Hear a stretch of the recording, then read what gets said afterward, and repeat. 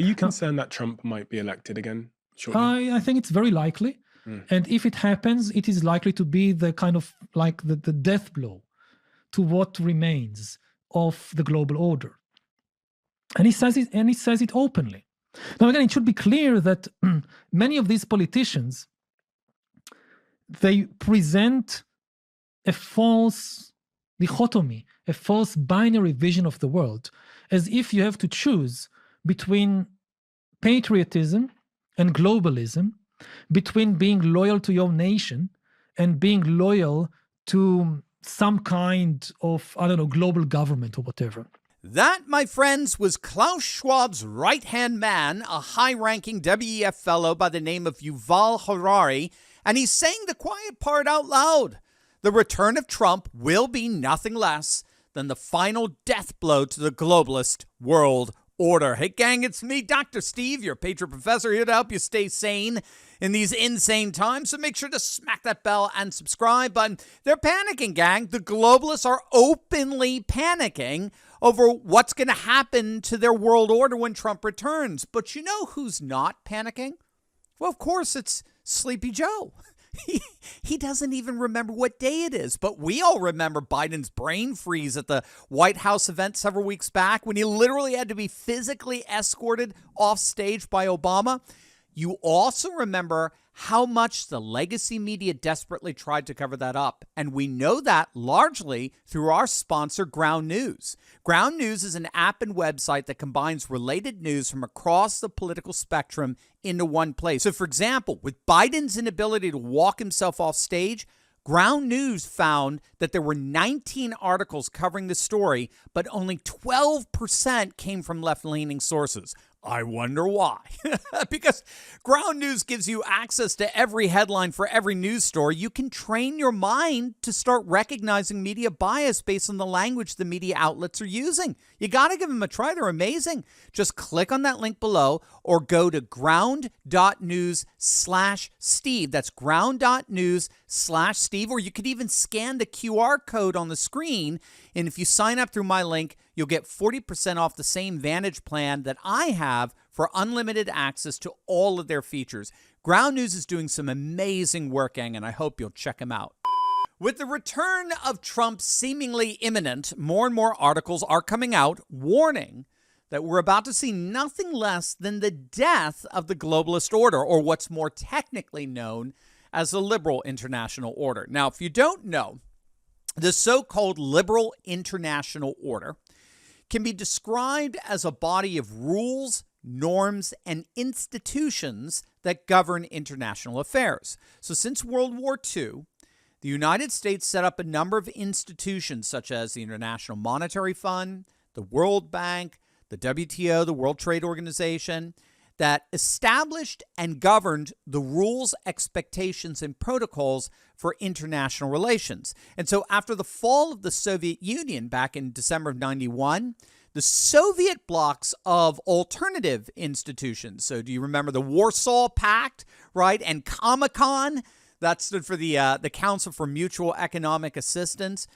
those Soviet institutions all came to an end. And so the American-based international order with American-founded international institutions came to full global fruition. And the key here is that because the sole superpower overseeing, protecting, and enforcing this new institutionalized international order, because it was a liberal democracy, namely the United States, the post-Soviet world has since been referred to as the liberal international order. Now, if you've been following this channel for some time, then you know that this liberal international order has some serious problems to it. And we really began to see it particularly after 9/11, when under the Bush regime, America transformed into a full-blown crusader state that sought to impose a one-size-fits-all way of life on all other nations and cultures and could care less what those nations and cultures thought about it. We saw after Russia's invasion of Ukraine, we saw how the United States weaponized the institutions of the liberal international order. They basically debanked Russia. They canceled Russia from any and all participation in the liberal international order. Now, regardless of how anyone feels about what Russia did in Ukraine, that weaponization of the liberal international order stoked a deep hostility among populations all over the planet. More and more states recognize that if Washington could do that to Moscow, they're sitting ducks. And they could do infinitely worse to us. And that resentment was, of course, already building due to the United States leading a number of deadly and disastrous wars around the globe. And so we've been seeing really nothing less than a very fierce backlash against the liberal international order, one that's now being led and championed by the likes of Russia and China and India and Turkey and what's known as the BRICS bloc of nations that now comprise upwards of half the world's population. Enter Donald J. Trump. In many respects, Trump represents what many believe to be the coup de grace, the kill shot to what's left of the liberal globalist order. In the lead up to his first term, Trump actually campaigned on ending the liberal international order. He made no secret of his dislike for the EU and NATO, which he called obsolete. He was an ardent defender and supporter of the Brexit referendum that passed in June of 2016. Trump was a harsh critic of the key institutions that comprise the liberal international order, such as the IMF and the World Bank. And he made the case for pursuing protectionist economic policies, emphasizing the protection of the United States workers above all else. In fact, shortly after Trump assumed office, German Chancellor Angela Merkel at the time, a committed globalist, she warned that Europe couldn't depend on the United States anymore the way it once did, saying that Europeans really must take their fate into their own hands. Trump rejected the globalized propensity towards what's called multilateralism, where multiple countries are locked in together under a single hegemonic international institution like the WTO. Trump's ire was particularly directed towards China, right? He overturned a decades-long policy in the West of integrating China into the liberal international order. Trump chose instead a policy of confrontation and containment.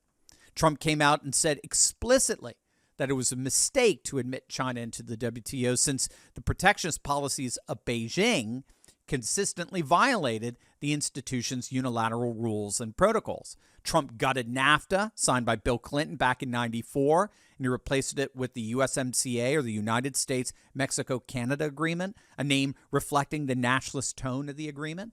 He imposed tariffs on steel and aluminum imports coming from most countries, including the EU. Trump withdrew from the Trans-Pacific Partnership, the TPP. He halted negotiations with the EU on the Transatlantic Trade and Investment Partnership, and he refused to nominate judges to the WTO's appellate body. And in a snub to the worldwide environmentalist movement, he, of course, withdrew the United States from the Paris Climate Accords. And now, with a second Trump term on the horizon, globalists are concerned that what's left of the liberal international order simply will not survive. And they're right. Trump has made it very clear that the days of the liberal globalist international order will indeed come to an end during a second Trump administration. It does appear that the globalist worst nightmare is about to come true. It's up to us to make sure that come November, that's exactly what happens.